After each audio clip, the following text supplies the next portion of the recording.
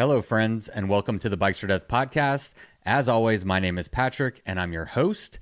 And on today's episode, I'm talking with Alex Schultz, who is the winner and new FKT holder of the Arizona Trail Race 800 that he just completed about 5 days ago. Alex set a new record time of 9 days, 5 hours, and 43 minutes, which was good enough to beat the fastest known time that was set in 2022 by Nate Ginzton. Now, the route has changed a little bit from 2022, and we are going to talk about that in today's episode.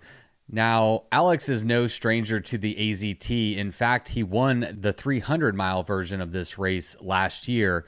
And prior to that, his first ever bikepacking event was the Colorado Trail Race in 2019. So Alex has been a member of our community for a little while now. He's entered some big races and had some really big results, and it was awesome to talk to him today on the podcast. I just want to say congratulations to everybody who finished on the AZT this year. It was really fun to watch, really entertaining, but there were a lot of storylines that were taking place. A lot of people finished their Triple Crown attempts this year and were successful. And so just want to say congratulations to everybody on an incredible year of bikepack racing. It's been fun to watch, and hopefully we'll be able to tell some more of the AZT stories before the year is out. Now, you're going to hear me mention it in today's episode, but I am going to be doing an ITT of the AZT 300 next year, and at the same time, Brett Stepanek is going to be doing an ITT of the 800-mile version of this race. And guess what? We're going to be inviting some friends, i.e. you. So if you're interested in taking on the AZT and you would like to join Brett and I next year, I'm going to be releasing information about that after today's episode, so stay tuned for that. Now it is time to thank the people that made today's episode possible, starting with our latest batch of patrons. Unfortunately, we didn't have any new patrons this week, so I'd like to thank the 316 patrons that we do have that support our little independent podcast. We appreciate every single one of you. And if you enjoy these episodes and would like to help support this work, you can find out more over at patreon.com/bikesfordeath. Now, today's episode is also brought to us by my friends over at Lectric eBikes. And let me tell you what, I am absolutely in love with my new Lectric eBike. Whether I'm going on a quick trip to the store or just taking an evening cruise to clear my head after a long day, or for 100 other reasons, I find myself reaching for this bike time and time again. And now I want one for my whole family. Which makes me wonder, where would you go for the holidays if you and your whole family had a Lectric e-bike? Well, I'm excited to tell you that Lectric eBikes is making it easier for you to get an e-bike this holiday season because holiday savings are already here and Black Friday deals are happening now. So for a limited time, you can enjoy $100 off e-bikes and up to $450 in free accessories. And one of my favorite features about these bikes is that they are built with convenience and utility in mind. So getting started on your Lectric e-bike adventure is easier than ever. Your Lectric e-bike ships free, comes fully assembled, and is foldable for easy travel and storage wherever you go. But wait, there's more. Lectric eBikes just announced their new X-Peak that comes in 2 different models and is available for pre-order right now. The X-Peak is an all-terrain e-bike that's equipped to take you off-road and encourage you into the unknown. Get hundreds of dollars in free accessories with any Lectric e-bike purchase this holiday, including America's best-selling e-bike, the XP 3.0, and the new X-Peak. Visit lectricebikes.com to find the Lectric model for you. That's LECTRICE bikes.com. And if you use the link in the bio, Lectric eBikes will send Bikes or Death a little something for the referral. So use our damn link and then go ride your damn e-bike. Well, ching, ching, ching, the bills have been paid, and now it is time to get to my chat with Alexander Schultz. One thing I love about this interview is that it takes place while he's in his van. Okay, and you go by Alex and not Alexander? I go by Alex. Sometimes people call me Alexander, but Yeah. Or my coaching name was Big Al, but Alex primarily. Oh, I so badly want to call you Big Al. I like that. Well, Big Al, Alex, and Alexander, welcome to the podcast, man. Thanks for joining me today. It's exciting to talk to you. Yeah. Thanks for having me on. Appreciate it. Yeah, absolutely. Well, first off, like right off the bat, congratulations winning the AZT 800 and setting a new FKT. And since I haven't had a chance to congratulate you since we're meeting for the first time, also congratulations on winning the AZT 300 last year. Yeah, man, you're doing really well on this course. How do you feel about how you did this year? Yeah. Thank you. Much appreciated. And I appreciate you following along during the race too. Um, Oh yeah, I it really was a like heck this of. It was course. fun to watch. Yeah. It's what I can gather from talking to people. But everybody said it was an exciting race. A lot of records were broken. A lot of people put down some amazing efforts out there this year. Yeah, yeah. And Um, so it's even more of an exciting year to come out with the win, really, but not to diminish anyone else's accomplishments because, yeah, it's just like a record filled year on the AZT. Yeah, it was hard not to watch it. right. Yeah.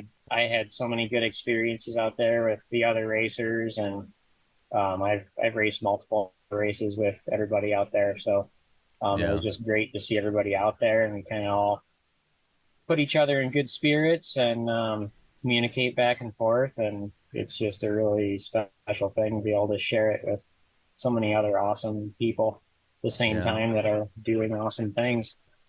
Yeah, it really is. It looks like a super amazing community around, bikepacking in general, but also and including the AZT communities, especially is like seems amazing. So has the win and the FKT like settled in at all for you? You've had a few days to process it. Has it soaked in at all? Yeah, I mean, right.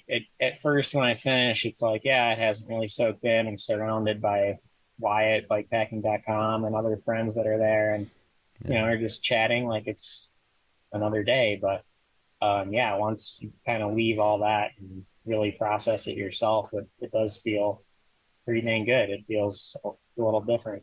Have time to process it.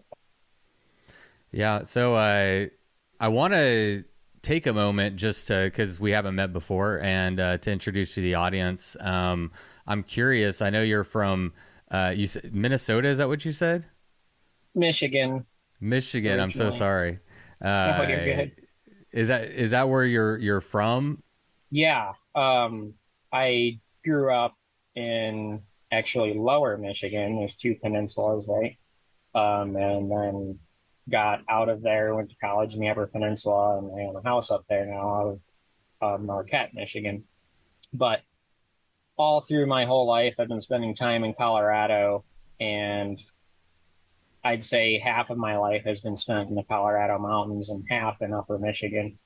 Mm, Um, and whether that be for the skiing, the mountain biking, whatever.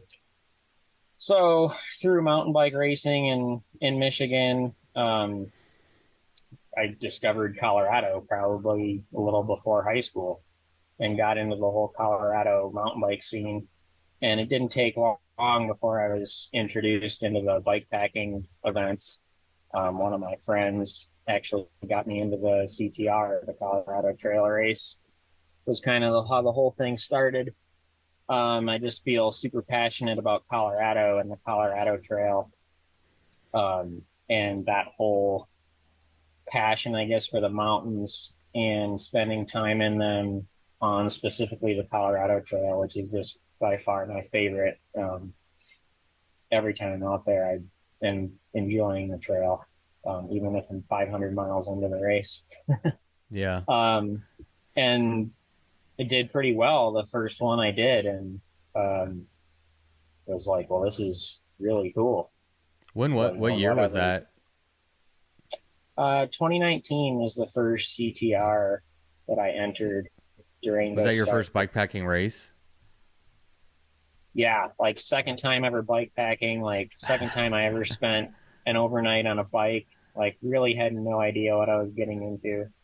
Oh, that's so Um, wild. That's a Yeah, gnarly race to take on for your second event and or your second bike packing trip and your first race. That's like gnarly. How did you do? You said you did well.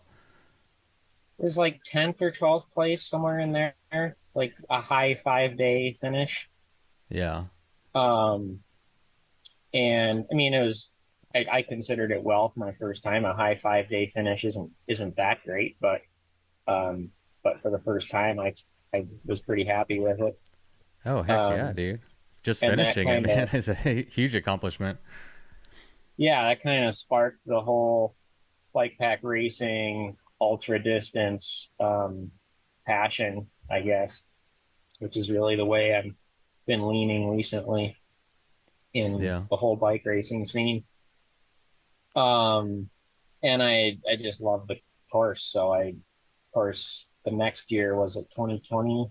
I don't know if there was a mass start. That might have been the COVID year. Right. So I think I did an ITT as a Denver start and lowered my time a few hours, whatever. Um, and one year I skipped it, or I did a mass start in 2021, skipped it in 2022 to do the Breck Epic. I did an ITT instead. Hmm. It was Breck Epic and it was kind of the same day. And now this year, I kind of had some asthma breathing issues out there that took me out.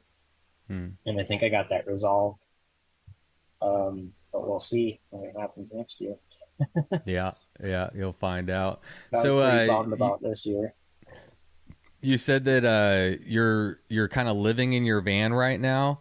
I'm curious, like if you're a work remote person that's able to travel around and do these events, or how you're able to kind of work in a little bit of that work life balance or work life race bike packing balance. Yeah, it's all a huge balance all the time. Yeah. Yeah, I am an engineering based job, civil structural engineering.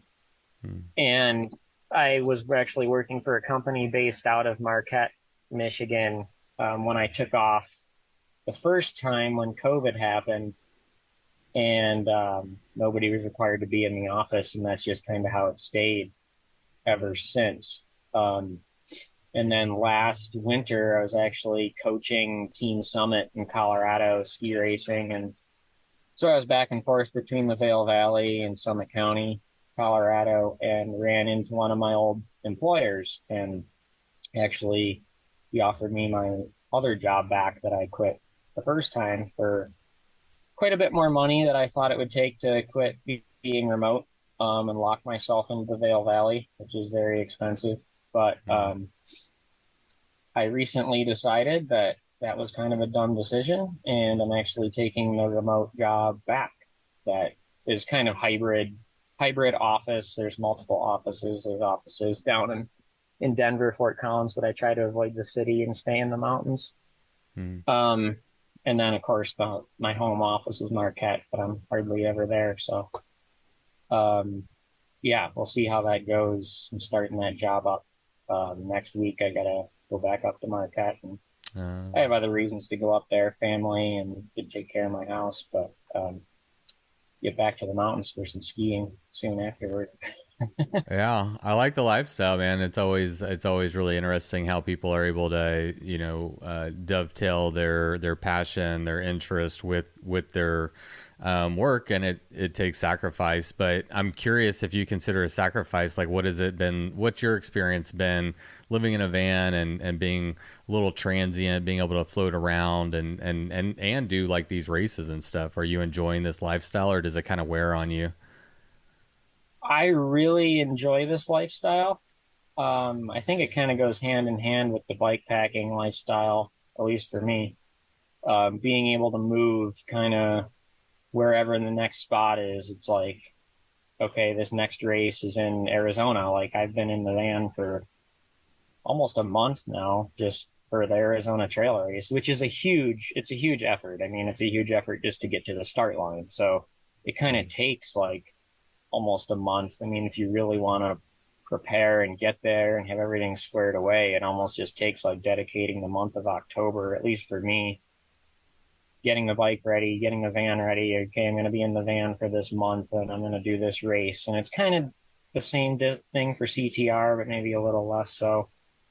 And I'm talking about mostly CTR and Arizona Trail Race, but I do a lot of other, I guess you'd call them shorter races, but the NUE series, National Ultra Endurance Series.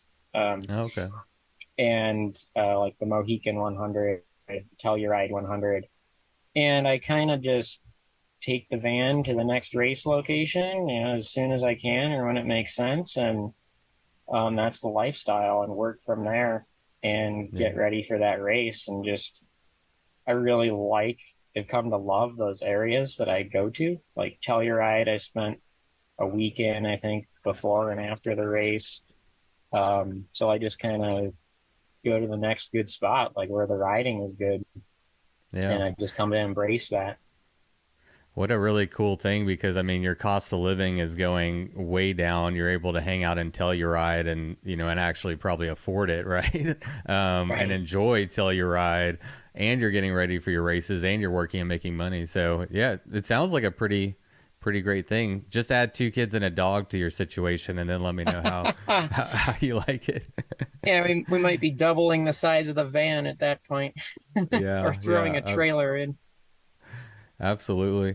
So I'm getting a better picture of you, and I'm curious, I mean, you've been on this journey for a short period of time, specifically like the bike pack racing part of it, but it sounds like you've been an outdoors person for a long time. And I'm curious for you with bike pack racing specifically. Are you looking at it as just something you pursue for fun, or are you really motivated to be like an athlete and get records and win races, or what are your kind of goals and driving motivations behind like what you're doing?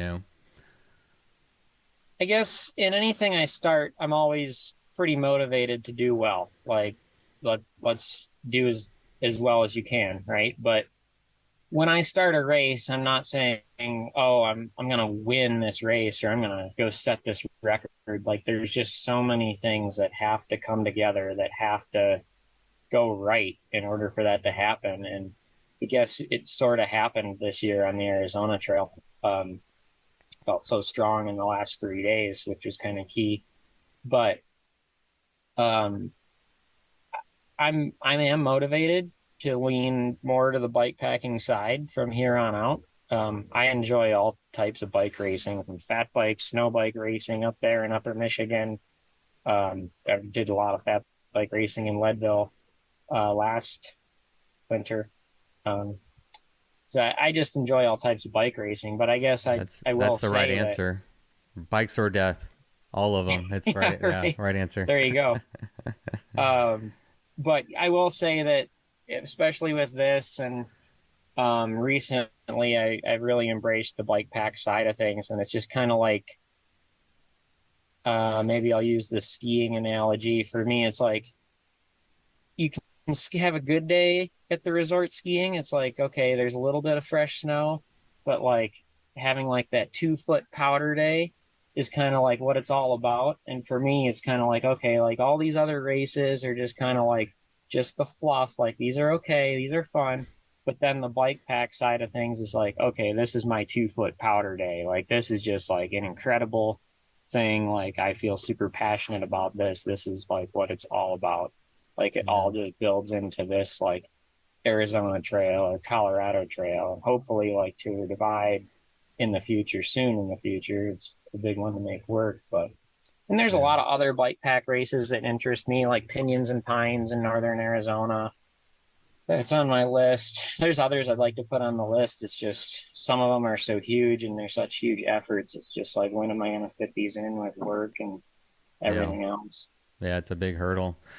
Yeah, so I'm curious to know if you've thought about or have any thoughts on what it is that draws you to bike packing specifically. What makes it the 2-foot powder day for you?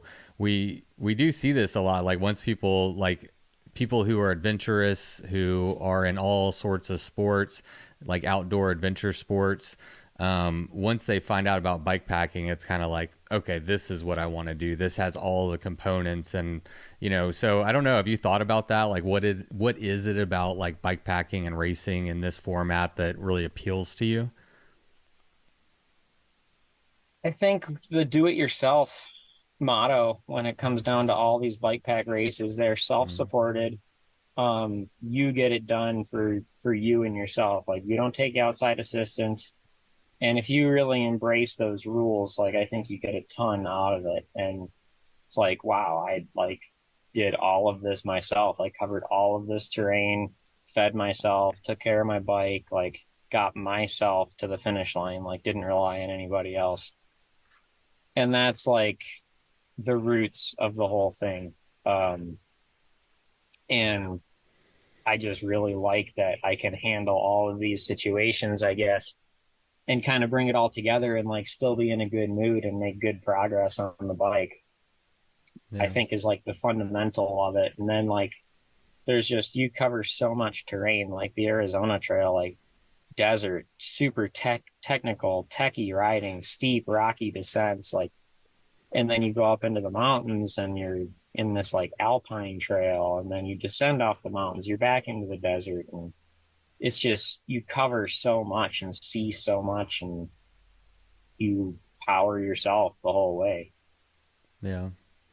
Yeah, I've also noticed that this sport seems to attract a lot of more engineer type minded people, and I often wonder if it's like the overall puzzle of it, from health and nutrition to the maps to the resupply, your gear, like everything has to be. It's a one big puzzle, and the only way to it only works when everything comes together, right? Or, you could get a Yeah. massive flood and it would take out, you need Noah's Ark to get out of there. But aside from an act of God, I mean, Yeah. it's a big puzzle that you just have to figure out.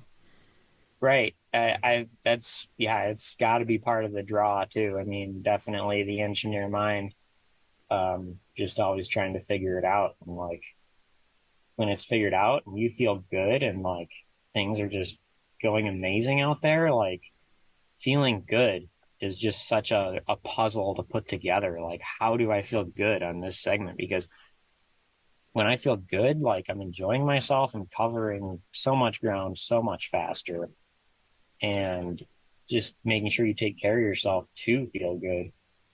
I kind Yeah. of knew I had to do that on the AZT, and like I just felt good. And Yeah. That's a great way to put it. I often say that for me at least, like comfort is the number one priority. If you're comfortable, like you're happy, you're in a good mood, you're pedaling faster, like everything is better. And so if like I like the way you put it, like you're just trying to be comfortable like the whole time. You're trying to solve that puzzle of like how can I be comfortable? How can I be enjoying this right now? And the more you can solve that puzzle, the more you're just going to enjoy your time out there, right?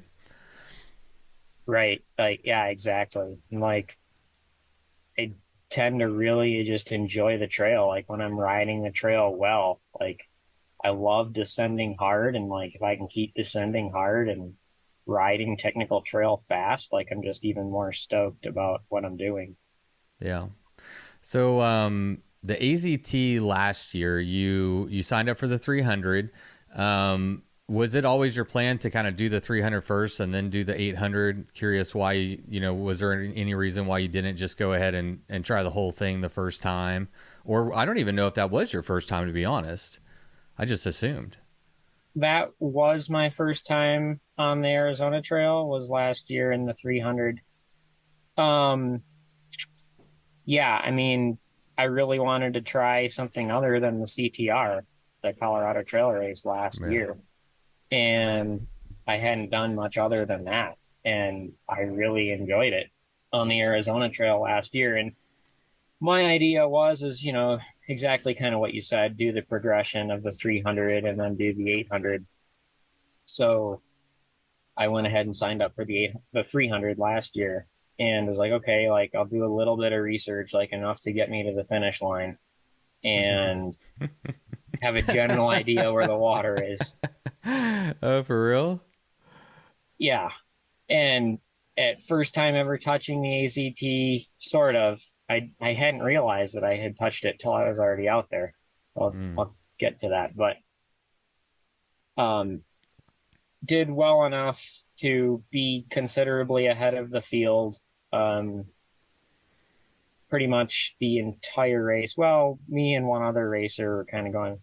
We were pretty close, but ended up pulling it off. But there's a key water fill up at the Gila River at the ADOT spigot, and I didn't research the last 40 miles of the race. I was running out of time. I was like, whatever, it's the last 40 miles. Like, I'll just slog through it. Mm. And oh boy, like I I think you're familiar with the climb out of the Gila River and up to the rain collector, Martinez Canyon, and over to Picket Post. I've never done it, so I'm actually doing an Okay. IAT. I'm actually doing the 300 as a spring thing. I'm actually going to be announcing it on this episode, but Bikes for Death is going to host like a spring group start ITT or whatever. Oh, nice. Yeah, this coming year, and so yeah, I'm very interested in the 300 and Nice. because I'll be seeing it for the first time. I've ridden in that area around Tucson and stuff. It's fucking beautiful. But yeah, first time. It'll be my first time on the AZT. Nice. Yeah, the first 300 it's so much fun. I love that riding. There's so much technical desert riding, and yeah, you go into the Catalina Mountains, Mount Lemmon, and everything kind of changes. It's awesome. Anyway, Yeah. this is the Gila River, kind of 260 miles in or so. Um, you come out of those Tortilla Mountains down to the ADOT spigot, down to the Gila, and there's like a key water fill up. You can't miss this spigot. And I had just had no idea it was there in the 300 last year. And it was so hot down in the Gila River. It's one of the lowest points of the course. And you're just going up and kind of up and down through this river valley. And it's rocky, a bit technical. It's just all exposed right in the sun.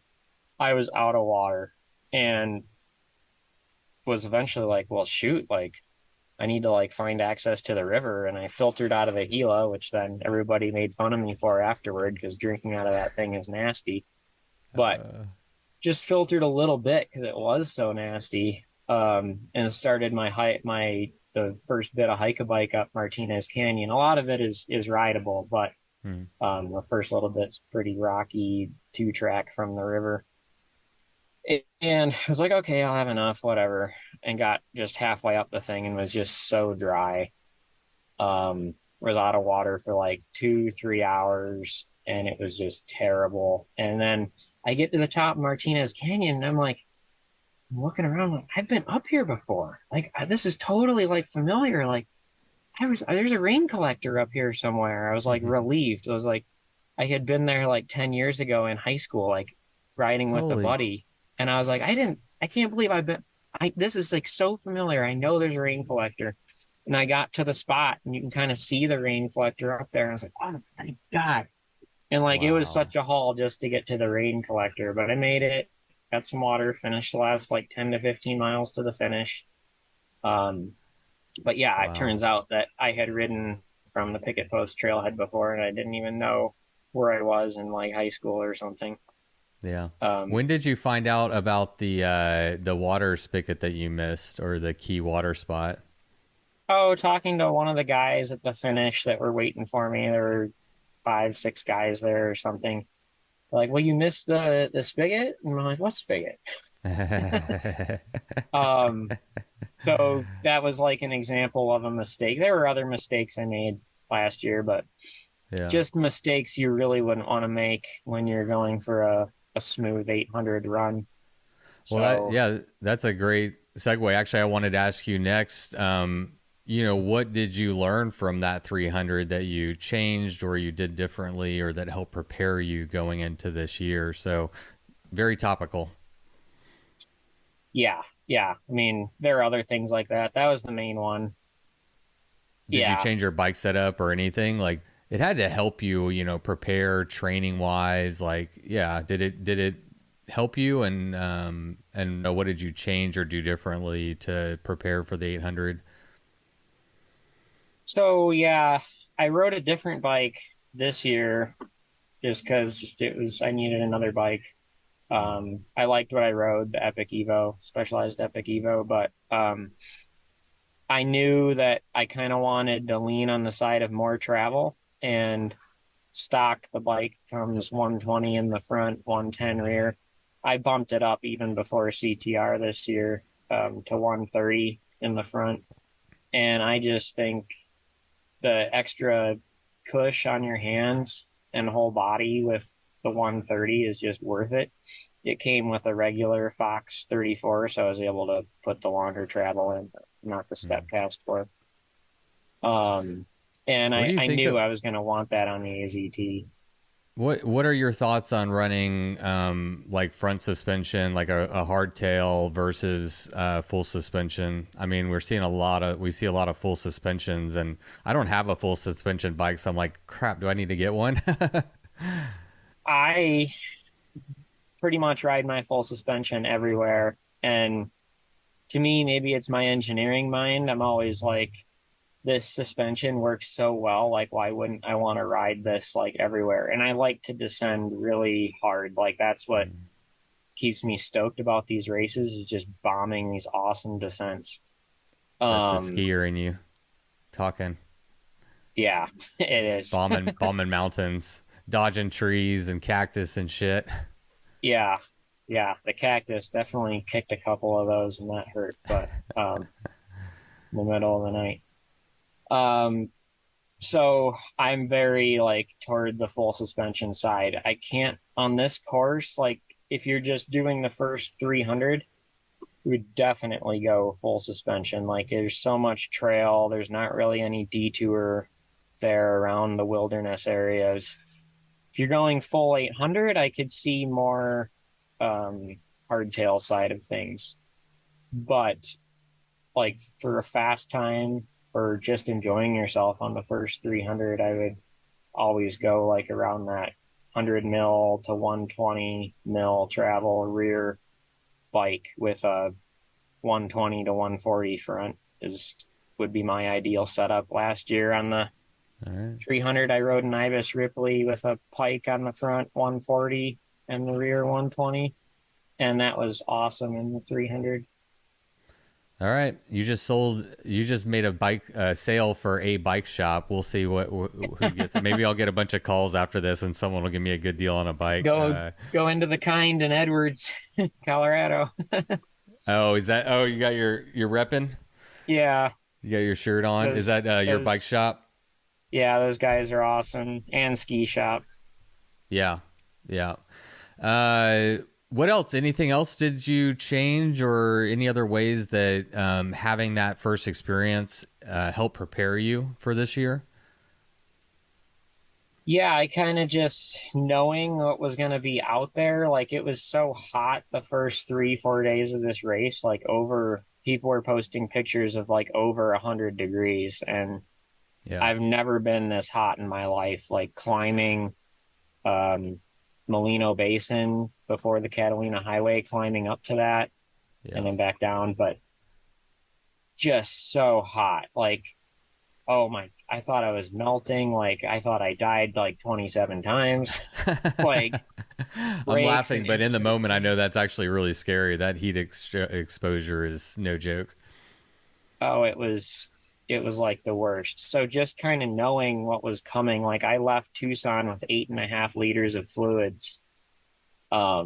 And it still wasn't enough. Like I still had to use the Molino cache, which you're not really supposed to use caches in this race. There were a couple that I used that like everyone I think pretty much had to use. But there's a lot of water out there when you're on a bike, you really don't need the caches. But definitely use the Molino cache. Can you touch on that? I'm just to clarify, what is that rule on using the caches? Obviously you said some people did, so it's not like a firm rule. Like what are the guidelines there? Yeah. So I guess first and foremost, don't die out there. So use the water if you need it. But if it has somebody's name on it, or if it says like AZT hiker or something in the cache, like absolutely do not use it. There's water in there that is not labeled and some that just say public water. I think there were 58 gallons of public water at Molino, but that's Oh, because it wow. was a key one and people knew the race was going through. Um, Now there were others like in the Canelos or somewhere where there's like tanks and spigots, and I had a filter on my hydration bladder, so I just filled up at like Cot Tank was in the Canelos. And then you like maybe top off at the cache. Like I topped off at some of them, but don't like drain, especially like if the whole race is going to come through, don't just drain the cache for the hikers. Yeah. Yeah. Um, just take enough to get through and just kind of be courteous of it. Yeah. Yeah, that makes sense. Yeah, that's a good rule and keeping everybody safe out there. I was looking at your race times between your first year on the 300 versus your time on the first 300 of this year's race. I don't know if you've looked at that, but you were, I think, about 23 hours slower this year on the first 300 miles.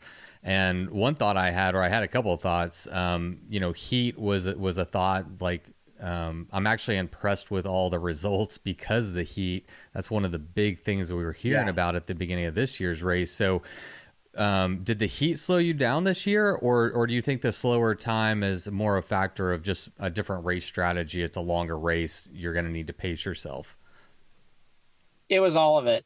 Um, I had a ton more gear. This is the heaviest setup I've ever taken in any race. Like all my winter, pretty much winter riding gear because it was so cold after the Oh, North Rim on the North Kaibab Plateau.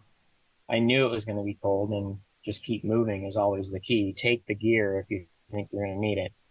I had rain gear because there was actually rain in the forecast, and it actually didn't end up raining that much. But the rain hmm. gear always serves as another layer.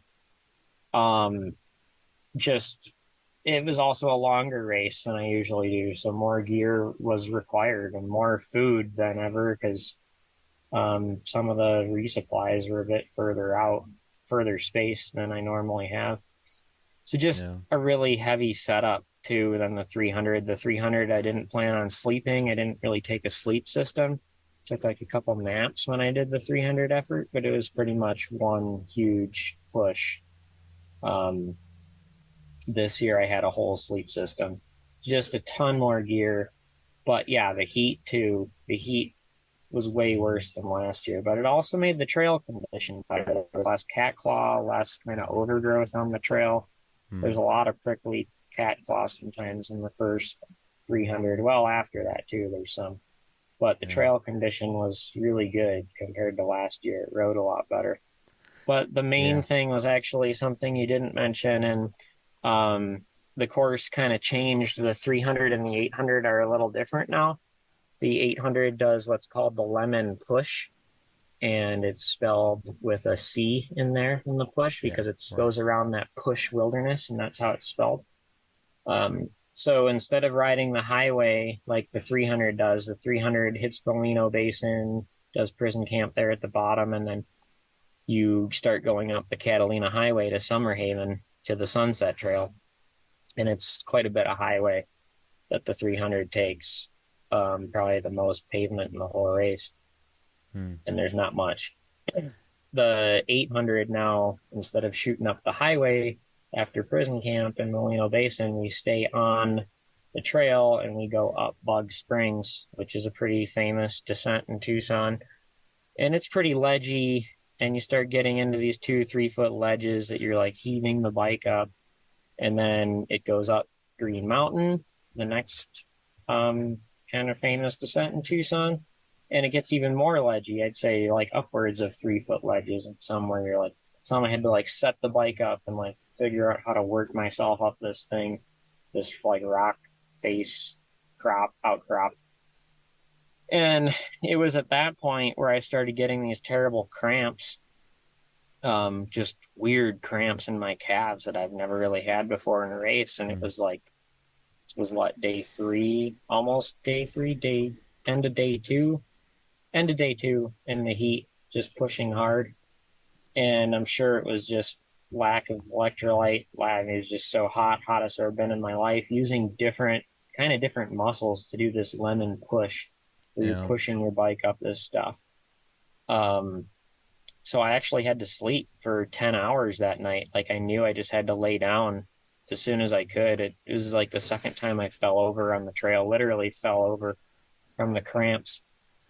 And late was on the ground, I think nearly 12 hours and slept maybe 9, 10 of those. Wow.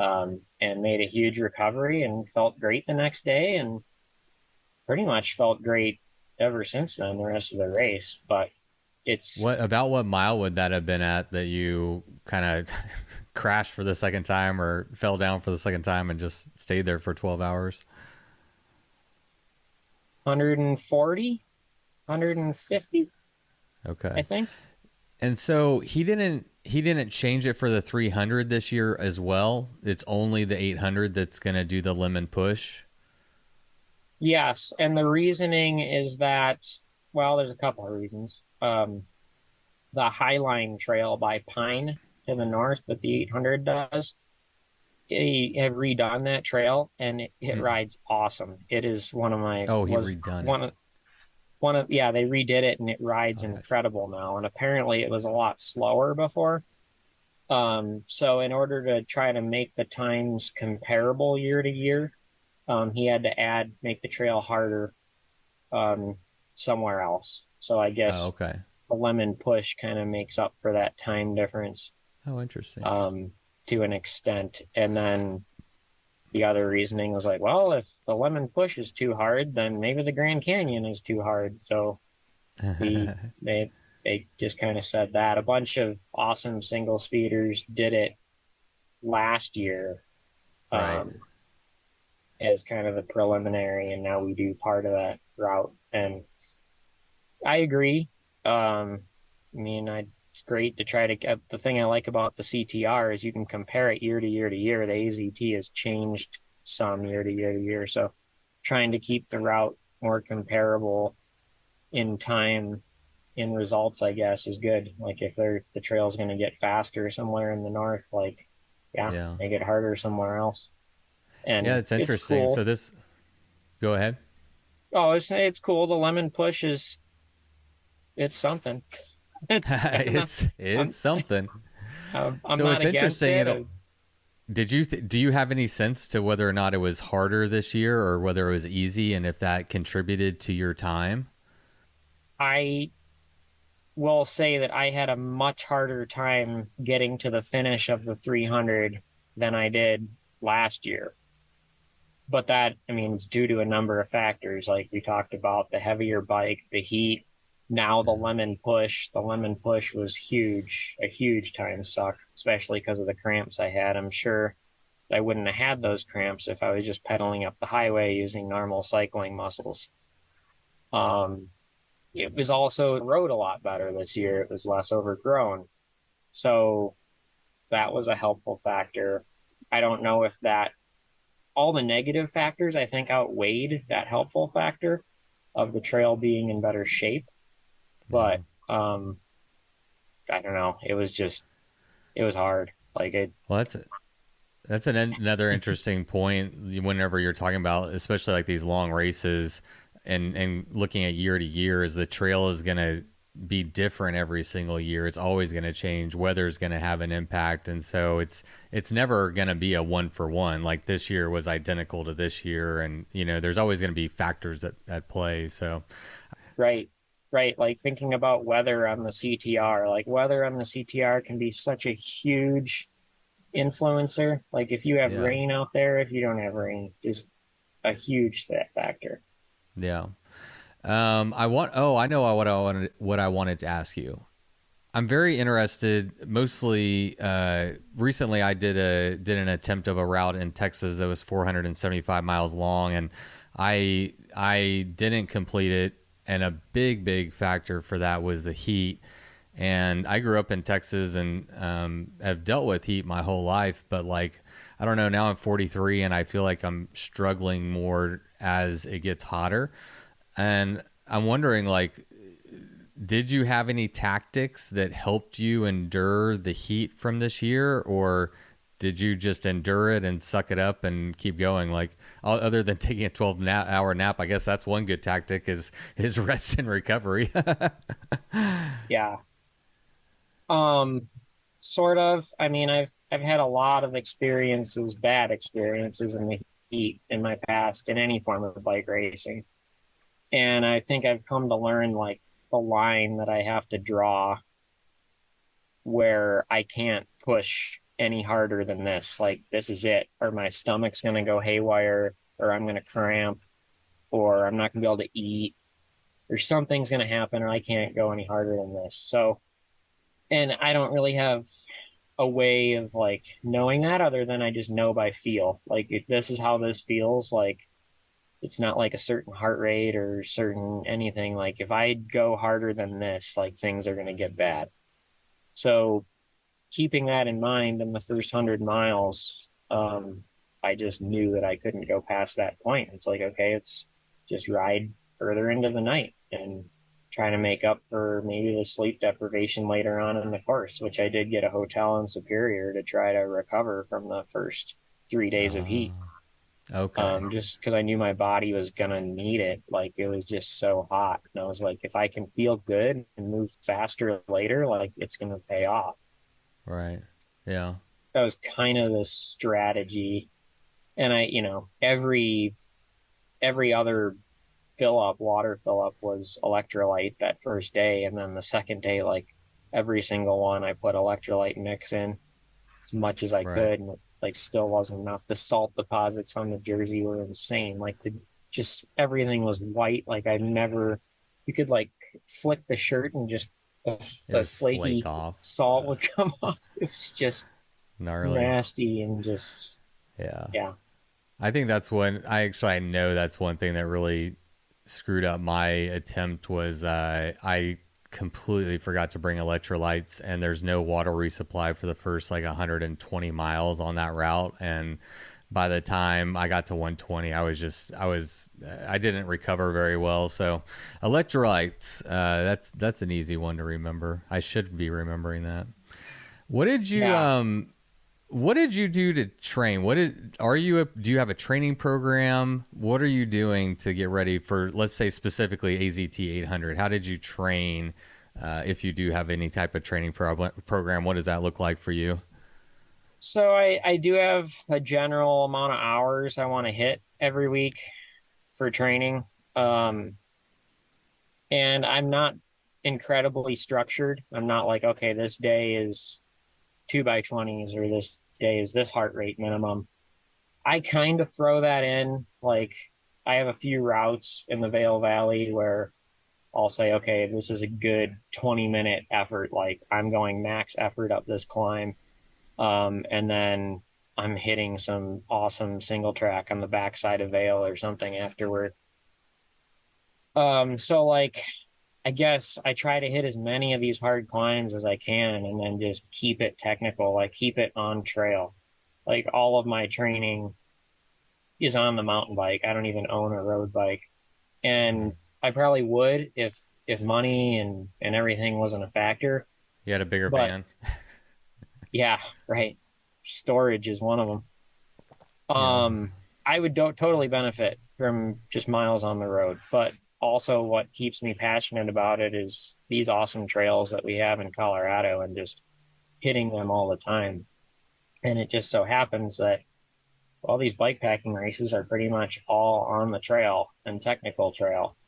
So all of this mileage on trail, especially on the Arizona trail, I think it suited me well because there is so much trail. And if you can just flow through these technical portions, kind of like flow, I guess, ride them well, you're going to be so much faster. And it just kind of comes as like second nature to me to ride this hard stuff and enjoy it just because that's what I like to do. And that's what I do as my like regular training. Granted, there are a lot of sustained climbs in Colorado and I put in hard efforts on those climbs, but then I really, really enjoy the descents. Yeah. When I was preparing for this episode, I was looking through your Instagram and I saw one video. I thought you had hiked to the top. It was a 13er, I believe, in Colorado. And then you panned down a little and I saw a bike tire. I'm like, that dude rode his bike all the way up there. Like that's training.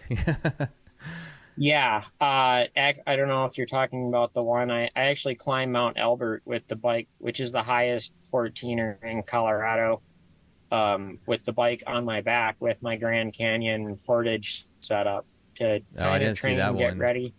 I saw it Okay, was it must thirteen have been another two. one. It was, yeah, it was, I think it was like a fat bike or something, or a mid fat, and Oh it yeah, was a that was 13.2.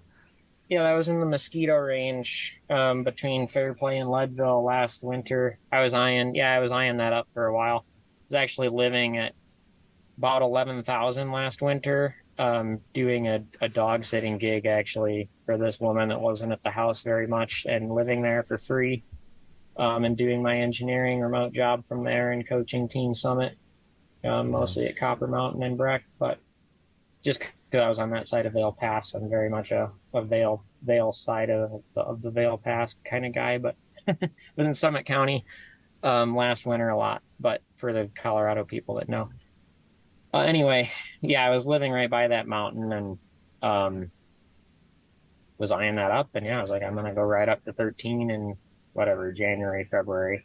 A lot of it was rideable because it was so windy exposed up there. And then it was a killer descent on the way down on the fat bike. That was fun. Yeah, that's my kind of training. Well, if I had that available to me, but that's a lot better than hopping on a trainer for hours and hours. I like that training program. You mentioned you try to there's like an hour goal or an hour mark that you try to hit. About what is that, if you don't mind sharing? Oh, I guess in the winter, like I'm trying to ride minimum 9, 10 hours on the fat bike. And I do all of my riding outside. I don't have a trainer or any sort of trainer set up. There were a lot of 5-degree days, and Fairplay, Colorado is a cold place, and that's where I was last winter. But still, like, sucked it up, got the heated socks, got my 2-hour rides in, and did it. But then it ramps up in the spring. There were a lot of, I go from a 20-hour week, which was pretty huge, down to like 12-hour week was becoming small in the spring and late summer. Hmm. And then probably on average 15 hours a week. Yeah, yeah, very solid.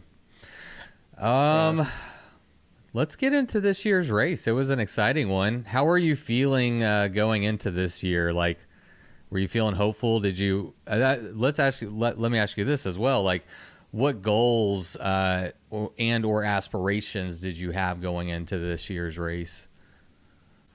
After a disappointing CTR, my goal was to finish and enjoy myself and feel good. Hmm. Um, and if that results in a good result, then sweet. I really didn't have any other goals than to make everything go smoothly. I was just so bummed about not finishing the CTR that I'm like, I just need to finish, was basically what it was in the end. Yeah. Did you? I mean, yeah. That's what I was going to ask. Is like what preparations or what strategy did you have in place to be able to finish? Like, did you over prepare? Did you make sure you knew where all the water spigots were? Like, that kind of stuff. You're like, I just want to finish this thing. I just want a good run. I definitely put waypoints in my Garmin eTrex, well, in the GPX file as, hey, there could be water here. There's definitely water here. I also kind of had it mapped out in my brain, kind of exactly where these key water places were, and a general layout. Like I studied the route after the 300 pretty well. Like I knew how far the resupplies, general idea where they were, um, where it would be a good idea to get extra water. Saguaro Lake before the Four Peaks climb was definitely one of them. Like I think I had all of these like key spots pretty well in my mind, and I didn't have it down to a T, but um, just thinking back on it, like I had it down pretty efficiently and kind of knew exactly what I had to do when I got there. Speaking about your efficiency, you mentioned that this year you had a pretty dialed sleep kit, or you actually had a sleep kit this year, which is on the 300. You didn't do much sleeping. What was your system? So I have a 30-degree quilt, which I wouldn't have gone any less than a 30-degree bag or quilt. Um, and this year I took an SOL sole bivy, which it's a little bit thicker than my more waterproof bivy that I usually take on say a race that's going to have more weather, or usually a wet race. But it's a little warmer than that more waterproof bivy. And I knew it was just going to be crazy cold after Flagstaff, and I was going to appreciate that warmth. So the bivvy's a little bit heavier than the other one, but I knew that I needed it. And the quilt is, I figured there was quite a bit of, I do like the full sleeping bag for the little bit of padding you get, because I don't take a ground pad underneath you. But I was like, hey, there's like enough sandy spots in Arizona, or like there's a lot of rock and a lot of hard places, but it was like I can probably find enough sandy spots where it's like soft enough, and like its sand is a little bit warmer than like regular ground, I feel like. And I did. I found quite a few sandy spots that were good to sleep, and I really don't see a need for me to take the full sleeping bag. I don't need the bottom part of it. The quilt still I can still kind of wrap it underneath me a little bit and sleep on my side and get a little bit of cushion. And I'm so dead anyway that it just fall right asleep. But were you able to stay warm enough? That's my question without a pad. I mean, the sand might be a little warmer, but can't be that much warmer. Yeah, I don't think it was a ton, but I guess so with all of my clothing on, I had warmer socks, knee warmers, rain pants, down puffy jacket, a merino wool base layer that I didn't ride in, that I only slept in, rode in it the last day, but kept it like nice for sleeping in, and then a rain jacket that I could put on top of that to break even more wind. But I only used that the last day when it was really cold, to kind of like an extra windbreaker over the puffy. I just slept in the puffy, the merino wool, the knee warmers, the arm warmers, the pants over the knee warmers, the wool socks, my extra pair of socks. And I wasn't cold sleeping at all. I just didn't want to, it was between 4 and 6 a.m. and time to start riding. I didn't want to get out. Probably for a lot of reasons. Yeah. Yeah, that's the truth. Or I guess that's the rest of that answer, is the sleep system really includes like, yeah, your bivy and your quilt, but also like all these other layers that, make up the system. So, Yeah. let's see here. I want to start at, I think like Reddington Pass. That's a pretty significant, is it called Reddington Pass? I know Reddington Road leads up to Reddington Pass. Is that what the common vernacular is for that section? It comes at about mile 150 on the route. And notably, I wrote down the stats. It's like a 41-mile long climb with 8,300 feet of vert. And it's on the 300. So, I wanted to hear about like that section and what that's like and what to expect and how it went for you. Yeah. I guess first of all, maybe I misspoke in the mileage I stated earlier where I slept then. If that's 150, then I probably slept around 170, 180 that time when I had to recover 10, 12 hours. Anyway. I think the top of it is 150 if I'm right, if I looked at the map correctly. I had it off a little bit then. Yeah, I guess Reddington sucked. Mostly because I carried a ton of water out of there, a ton of food. The bike was just so heavy, and it was already hot at that point. By the time I left Tucson, I got a little resupply, a little bit off route at the gas station there, and then headed up Reddington. So much water, and I still used it all, every last bit of it. But yeah, you kind of go up the road, Reddington Road, it turns into dirt out of Tucson. The sun's already coming up. It's hot. I don't know. It was like 9, 10 a.m. I was with the one of the other racers, Philip, but we were riding, and then kind of goes off onto some single track off the road a little bit. You meet back up with the road. You go back up the dirt road. It's kind of bumpy, chundery, pretty steep. you kind of top out, and I'm not sure where Reddington Pass exactly is. I know it's Reddington Road, but the road definitely keeps going. But we go off of that road onto Chiva Falls Jeep Trail, and this is part of that whole Wilderness National Park detour. Mm. And Chiva Falls is just this chundery, rocky, like Jeep trail, like pretty decently gnarly Jeep trail. Like the rig I have would struggle on it, but it's kind of pretty hard riding too. We kind of get off of that, meander some other two track back to the AZT, the Bellata section of the AZT. Maybe I'm pronouncing that right. Bioita, Bellata. That's like Italian trap area. And you kind of ride the single track back to Reddington Road. And that section gets really hot. Not a lot of shade, tons of sun, exposed. It's really fun riding. It's technical, rocky, steep ledges, little bit of hike for me. I can ride most of it and I enjoy riding most of it, but there's pretty technical sections, especially with a loaded bike. And then you kind of cross Reddington and it's the same Beloita section.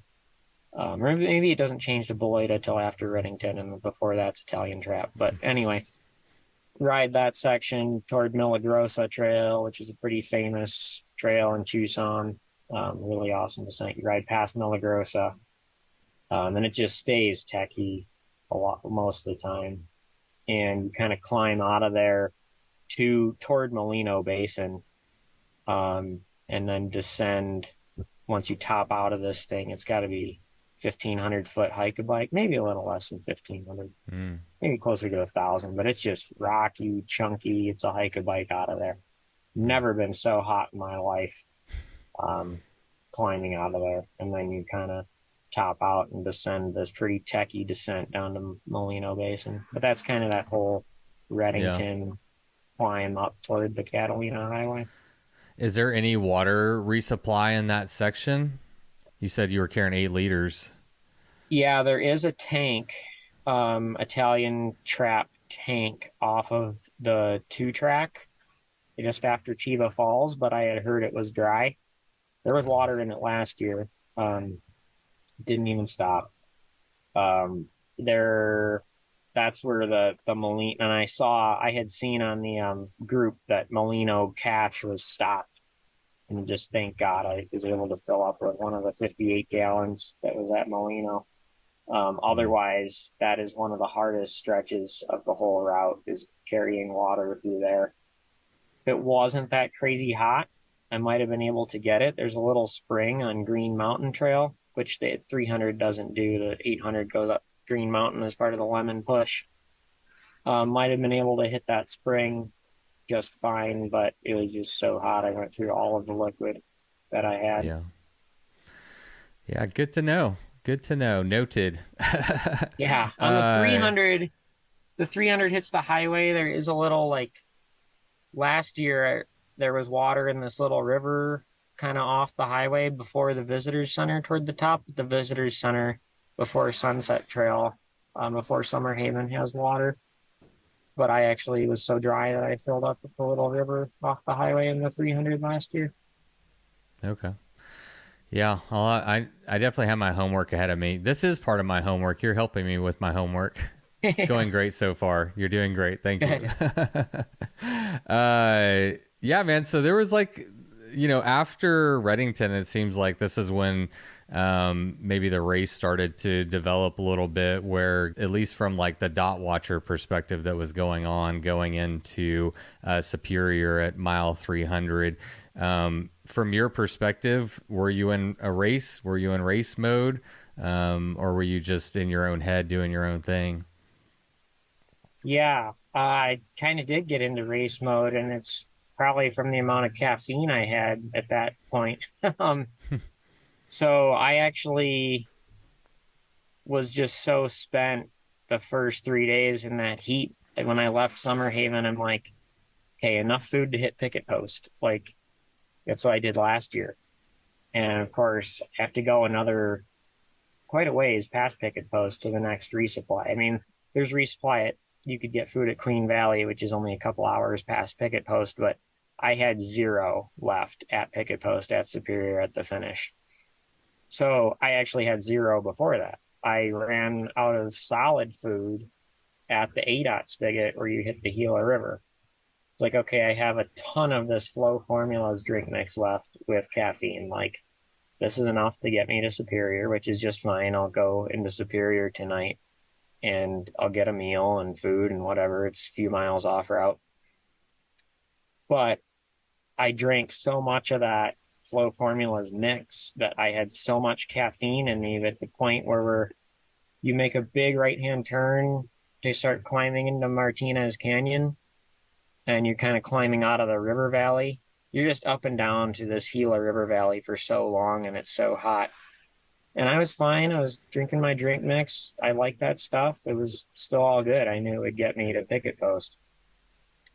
I knew that a couple other racers were down at the river. You make this right-hand turn, or you can make a left and go to the river. And I wanted to go to the river so bad, and cool off and just whatever. But like, I'm going to make this hard right, and I'm going to go try to win the 300. Like, why not just do it? Like, I have enough water to get to the rain collector at the top. Like, I don't need to get water out of the nasty Gila. And it was just so hot. And then, like, I had so much caffeine. I'm like, I don't even notice the heat anymore. Like, I feel like a hero. And just, like, started flying up this climb. I'm like, this can't be, like, healthy. Like, I've had so much of this drink mix, like, felt so good.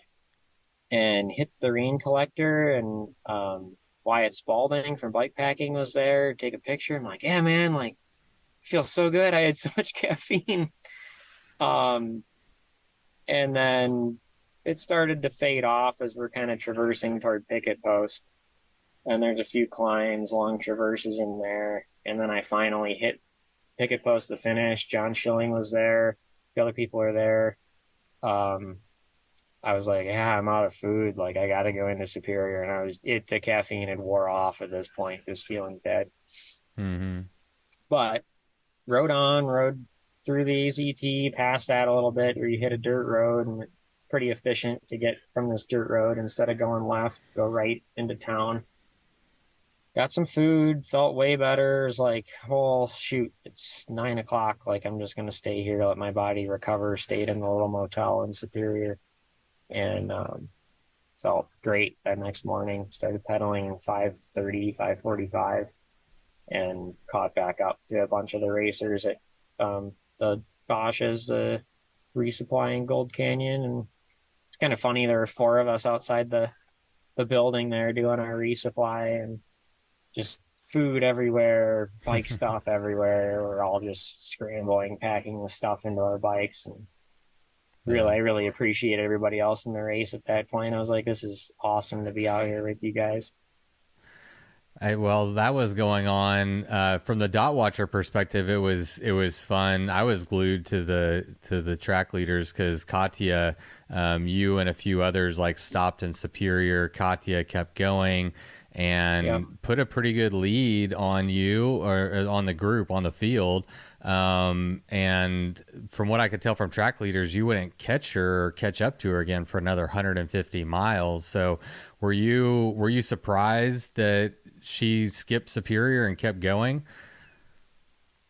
I wasn't surprised. I think she had done the 300 before, so she probably planned better than I did. And I didn't know there was going to be a nice little place. There's like a grassy place you could sleep in Queen Valley after Picket Post, and I didn't know where she slept. But man, if I would have done it over, I would have made sure I had enough food to get there and slept there. And yeah, I would have been a lot more efficient. I don't know if I would have been in front of her or not, or what, but she made the correct move there. That was a good move on her part. Yeah, I think her and I wish I could have done that. Skipped Superior, which made it a fun race. I mean, from a dot watcher, I was like, holy shit, here we go. And I mean, it was just great seeing Katya like leading the AZT for quite some time. I mean, she She really, put in an amazing effort, and it was fun to Oh yeah. watch. Were you worried that you wouldn't catch her? Like, how much were you concerned about what other racers were doing? Maybe specifically in this instance, like, were you worried that you wouldn't catch her again, or were you just trying to stay in your race? I was just staying in my race. I knew I still had to take care of myself, and there's still a ton of race left at that point. Like a ton Yeah, can happen. I wasn't trying to push it. I was just trying to, I mean, I'm definitely pushing it, but I wasn't like stressed out about somebody's way off the front or this guy or whatever. I'm trying to like stay in there and like still make it achievable. But at the same time, just, I was there to finish still at that point. Not like, oh, I want to be off the front or whatever. I mean, yeah, it'd be sweet, but just knew that I had to make the right moves there. Or like just getting to the finish was going to be a struggle. it's funny. The Um, caffeine wore off. You're out of race mode, and now you just want to finish again. I'm yeah, kidding. yeah. Well, it's kind of like I had this goal as like, well, shoot, like I could beat them to picket post and win the 300 2 years in a row. One, I mean, it's a different course kind of now, but the 800 is a little harder anyway. But so I was like, yeah, I was in race mode there, and now I'm just like, okay, now it's like another 500 miles of racing Yeah. to the 800 finish. So just I back guess to you taking did care of celebrate with myself. some food and a nap at a hotel. So that's a good way to celebrate a 300 and then keep on going. Yeah, yeah, it Yeah. wasn't. It would have been a smarter move, a better move to keep going like Katya did, and great job to her. I wish that I had that planning beforehand, or the strength to do it. I don't one or the other or both. One or the Um, other, both. Yeah.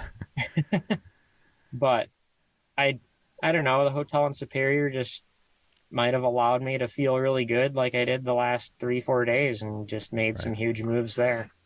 Yeah. Yeah. That's the way it goes. I mean, it's a long race, and you don't know how it's all going to play out, but that's kind of the fun of it. Is all right. He got 12 hours or 10 hours of sleep, and how is that going to pay off later in the dividends? So. It turned Right. out to work out right for you. Did you and Katya have any? Did y'all ride together much? Like whenever you caught up to her, did y'all chat much? Or what was the? It's always interesting to know like what the dynamics like whenever you're kind of in a race, but it's also you have 200, 300 miles left, and you're like, hey, haven't seen anyone in a while. Like, what was that Yeah. like? No, it was really good to see her. I think I ran into her after the descent into Sunflower, just after Sycamore Creek. Um, and I saw her around, a couple corners or something. Yay! Finally, somebody else in the race. Hmm. Um, and we chatted a little bit. Um, I think she was stopped and just good to talk to somebody. Like I don't really care. I'll stop and chat with somebody for a while.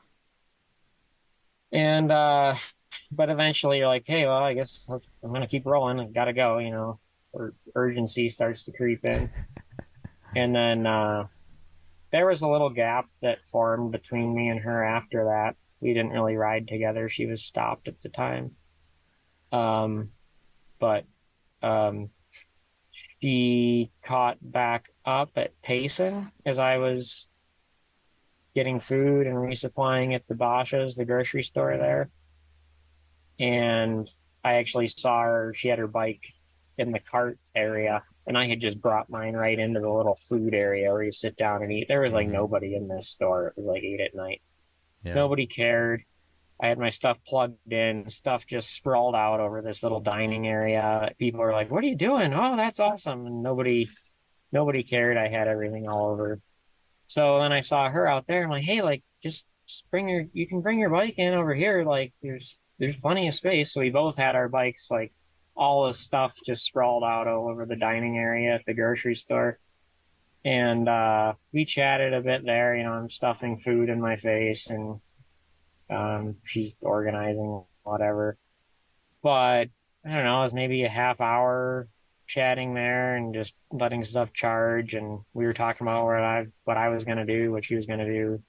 I was like, well, I'm hitting Pine Trailhead tonight. I was like, I just had a Starbucks double shot and I'm headed out.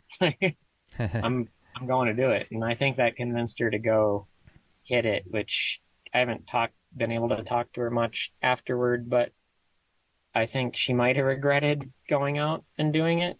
I think she slept a little bit before there, but I felt great that night and hit Pine Trailhead and kept going up to like a little high point. There's a little nice sandy spot at kind of the top there, and I slept.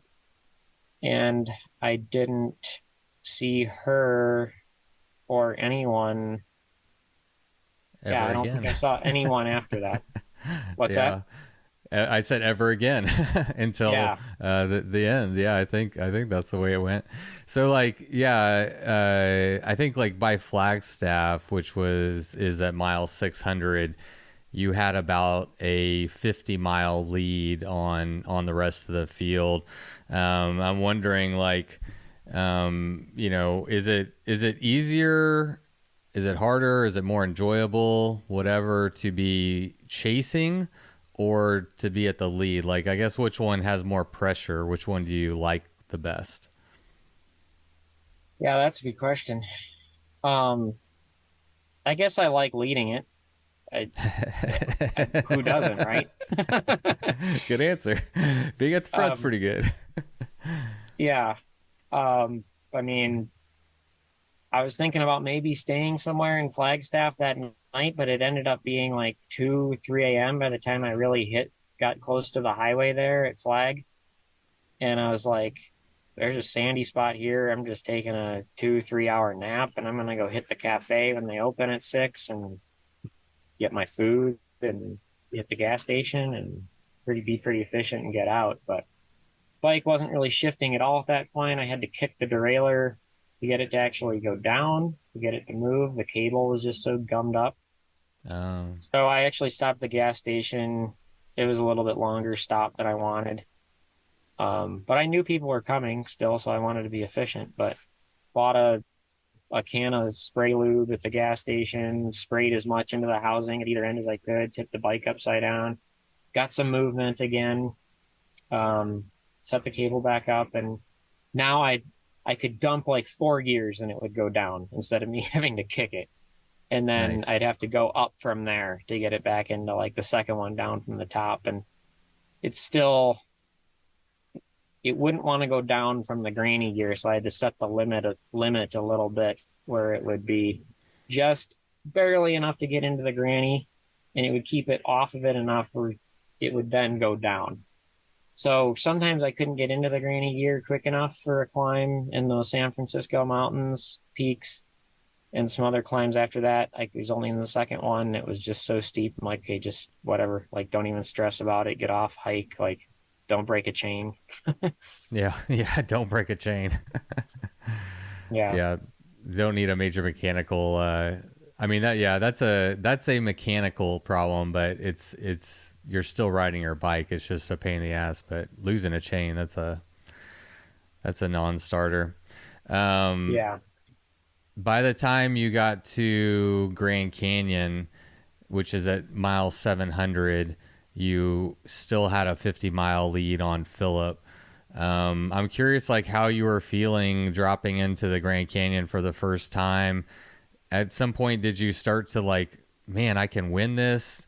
Did you start to lean into that, or did you just, I'm curious, like, what's it like to have a 50-mile lead and you're about to strap your bike on your back and drop it in the Grand Canyon? Like, that's just got to be like a surreal moment in life, you know? Yeah, it kind of was. I felt kind of like a machine, actually. I had the pack ready to go. I knew right what buckle went where this strap went. Just knew I had one goal: get the bike on the pack and get the heck down there. Yeah. So I think, so I picked up my pack at the visitors center at Tucson. I didn't ride with it the whole time. I really wanted to, but I just couldn't get it adjusted quite right. It was the Osprey Stratos 24. I couldn't get it adjusted quite right where it wouldn't hit me in the back of the head on some descents. And I'm like, I can't ride 700 miles like this.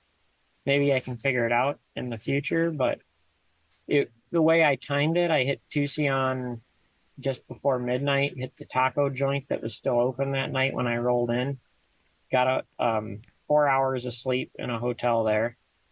And so there are two hotels, Superior and Tucson, just because it made sense. It was so cold. And I'm like, I have to wait till 9 till the visitor center opens for the pack. And I'm like staring in the doors of the visitor center at 8:30, like, open this door. They opened it right at 9. I got the box, got the pack, fresh socks, pair of shoes to hike in. And I think I dropped into the canyon just before 11. So it was pretty efficient. Got the pack, pedaled to the portage point, got the bike mounted up.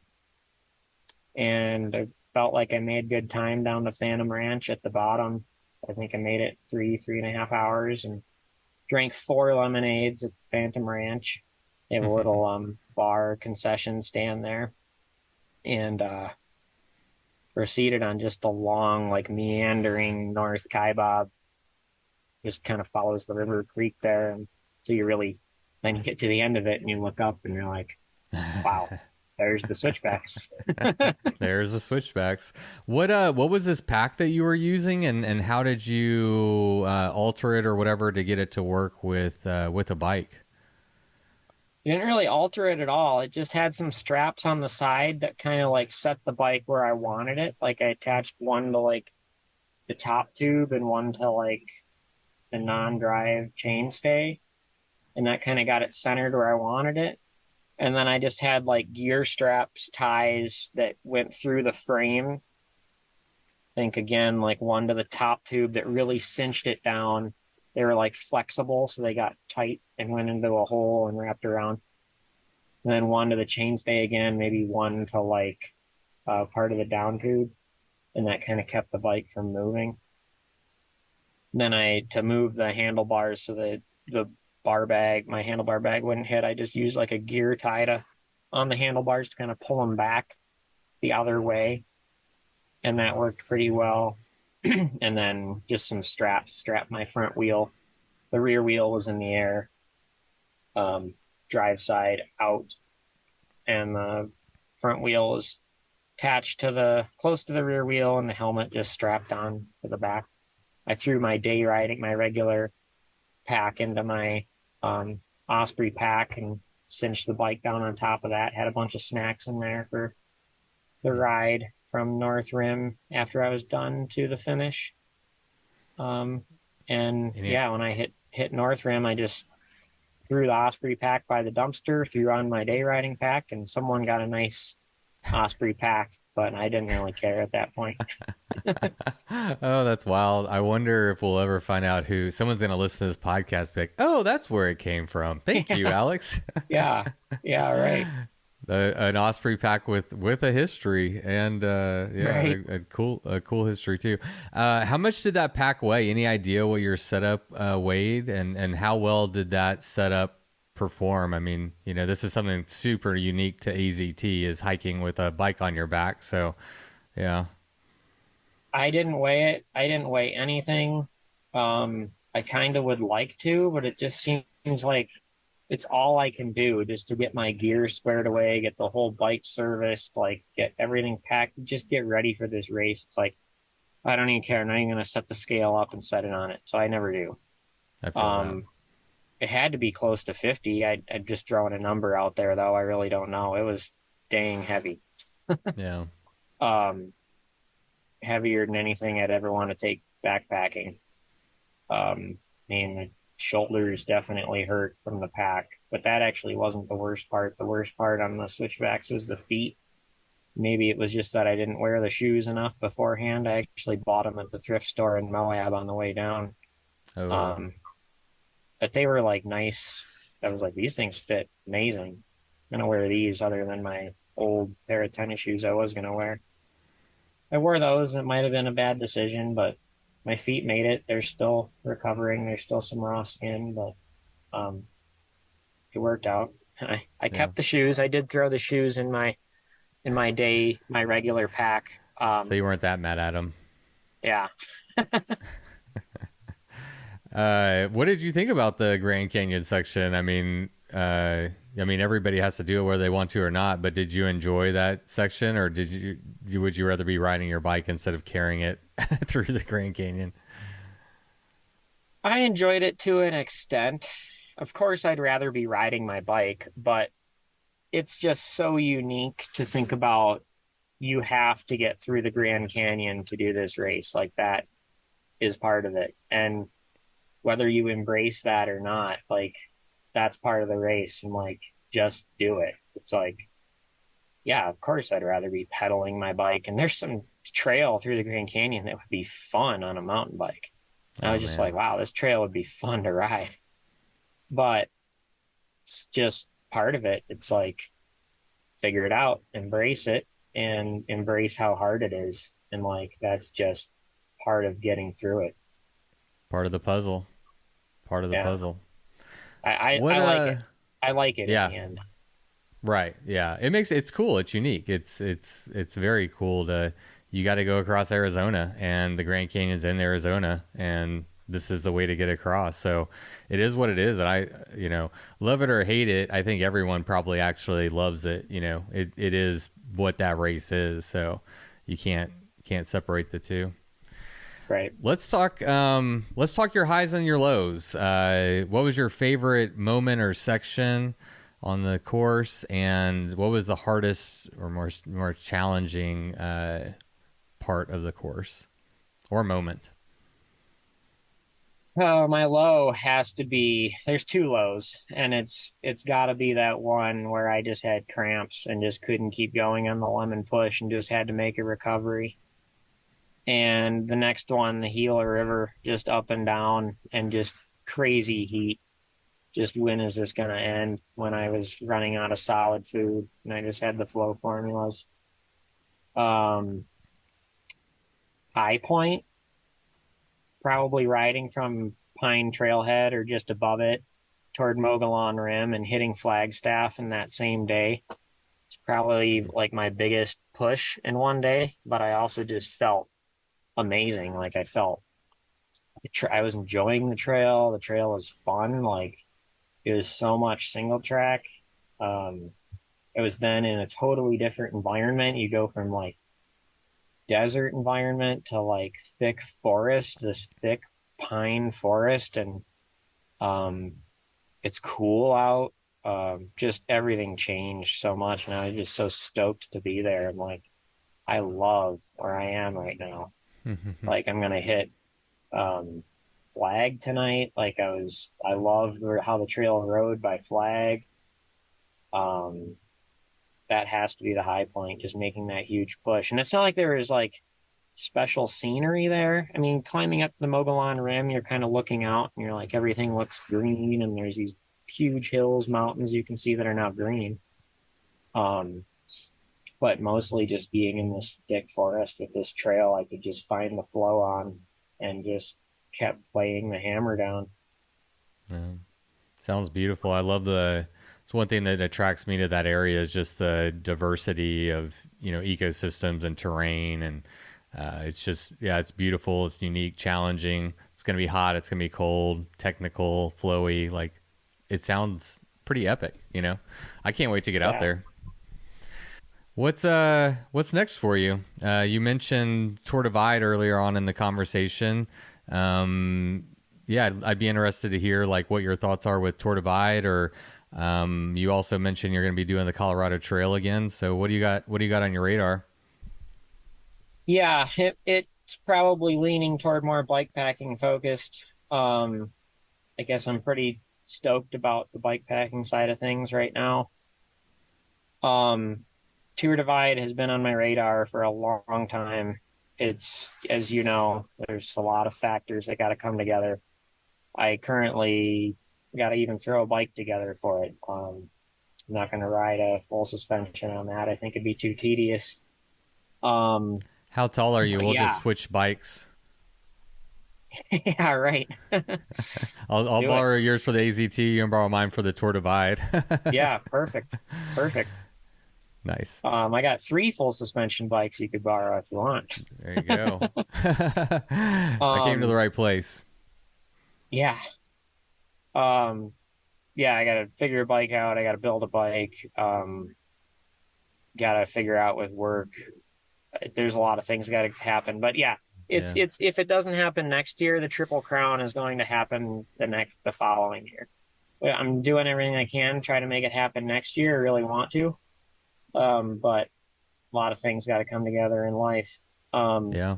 the CTR will definitely that'll happen pretty much all the time. That's a race I would always go back to. Yeah. I mean, it's still huge, but it's less of a commitment than AZT, I'll say. And I Sure. feel I just love Colorado, and it's a trail I'll always go back to and ride. So I'll be at a lot of CTRs. That's probably my next huge goal. But tour, if I can fit Tour Divide in before that next June, I'm totally going to try to squeeze it in there. I got a ton of work to do and a ton of research to do, but try to Yeah. make it happen. Yeah, it's a huge, huge, just monumental challenge to even logistically get to the start line for each one of them, and then to actually finish each one is just an incredible accomplishment. And I think we could almost call this year the year of the Triple Crown. It just there were so many people that were out for the Triple Crown this year, and quite a few completed it, which was just fucking awesome. Congratulations to everybody that had a great year out there doing their Triple Crowns. I'm curious for you, was the Triple Crown kind of always on your radar, or did this year with all the Triple Crown talk kind of percolate that and make you like, oh, I think I want to do that too? Yeah, yeah. Congratulations to everybody that did the Triple Crown this year. It was amazing to see all of that go down, Yeah. and people set records on the AZT at the same time, and more than just the record I did.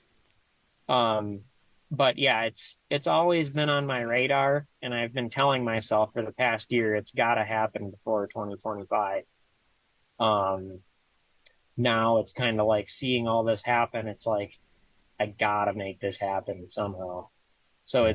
it's even more at the front of things to make this happen. So I'm pretty motivated to work toward it for next year. It's going to happen at some point, but a lot of things got to come together. But yeah, I will say it. Seeing everybody out there this year, being with them on course, has definitely upped my motivation to get it done. Yeah. Awesome. Well, congrats, man. Congrats on an amazing AZT. You set an FKT, which is exciting. Last year, Nate set an FKT, and so it'll be interesting. People are getting fast out there, but it was a great run, and yeah, man, I really just appreciate you coming on the podcast and talking to me about it. It's always a pleasure to kind of hear how it actually went, and yeah, thanks for coming on, man. Yeah, thanks. Thanks for having me on. Glad I could be part of the experience. And yeah, congratulations to everybody that was out there. It was amazing sharing the trail with all of you. And Yeah. hopefully I'll see everybody at the next one in the I future. bet you will. I bet you will. I hope to be able to tell some more stories. We'll see. There's so many stories coming out of the AZT and just a Triple Crown at large. So I'm hoping to snag some more interviews. But yeah, definitely appreciate you adding your Yeah. voice to the list. And yeah, it's been a lot of fun, man. Get some rest, get some calories, enjoy it, and hopefully, yeah, it'll be cool to see you do the Triple Crown next year if you can take a stab at it. But if not, it'll still be there. 2025, it's still going to be there. Yep. Yep. It's happening one of these years. Hell yeah, dude. Well, congratulations, my friend. It was good chatting with you. Take care. Thanks, Patrick. Now go ride your damn bike. See you later. All right, later, man. All right, everybody. Thank you so much for tuning into today's episode. And thanks and congratulations again to Alex Schultz for coming on the podcast and winning the AZT 800 and setting a new FKT. I have a feeling we're going to see his name pop up again in the near future on some of these bike pack racing events, and I'm looking forward to it. All right. Well, last week I said that next week's episode is going to be with Kurt Refsnyder and pulled a little switcheroo on you. That happens sometimes. But no fear. Kurt is, I believe, coming on the podcast next week. So until then, if you're enjoying these episodes and you want to help us produce them, you can find out more over at patreon.com/bikes or death. We appreciate all the help we can get to produce this independent podcast, and we can't do it without your help. But most importantly, we thank you for being here. Until next week, you know what to do. Go ride your damn bike.